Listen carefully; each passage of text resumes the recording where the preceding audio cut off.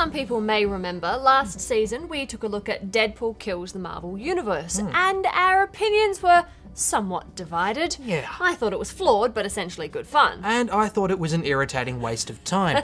But here we are now at round 2. Ding ding! Yes, with Cullen Bunn writing a follow-up to his Kills the Marvel Universe series with Deadpool Killustrated. Absolutely. After Deadpool has killed all the Earth's mightiest heroes and villains and nothing really changes, he decides to go a bit further afield and ventures into the literary world, starting off with the big white one himself, Moby Dick. I see what you did there. Yeah. Now, he also runs into poor old Don Quixote and Sancho Panza in this first episode as well. You know, with how I felt about the previous series, I was pleasantly surprised by this comic. Well, look, I am kind of glad that you said that. Look, I do feel that this one kind of had something. There was something to that story that was lacking from the first one. I think what was lacking was a story, but I think what it comes down to with this one, everything that I disliked about Kills the Marvel Universe is put right in this comic. I mean, there's a real cohesion and a sense of momentum to the story, and there's also real character development and motivation there as well. Yeah, and there is that strong sense of humour coming through it, which is really important in a Deadpool story. Like, it's still quite dark and it's a little bit stabby. And quite shooty as well. Well, it's Deadpool. Sure. But there's also a few little one-liners that stop it from becoming quite bleak and maudlin. Yeah, I mean, I've got to say on the second page, when he makes a penis joke, I breathed a huge sigh of relief.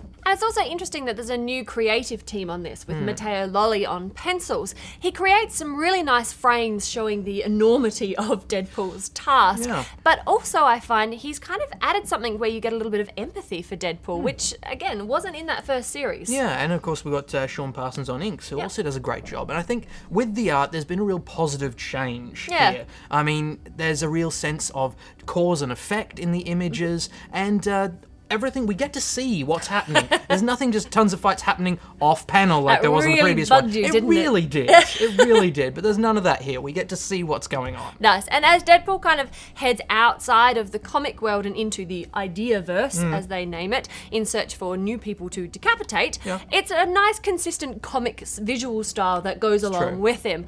Overall, I really enjoyed this. I found it quite funny, and the art style was really quite engaging. I think it's going to be quite a dark, little twisted story, but I'm okay with that. It's a buy from me.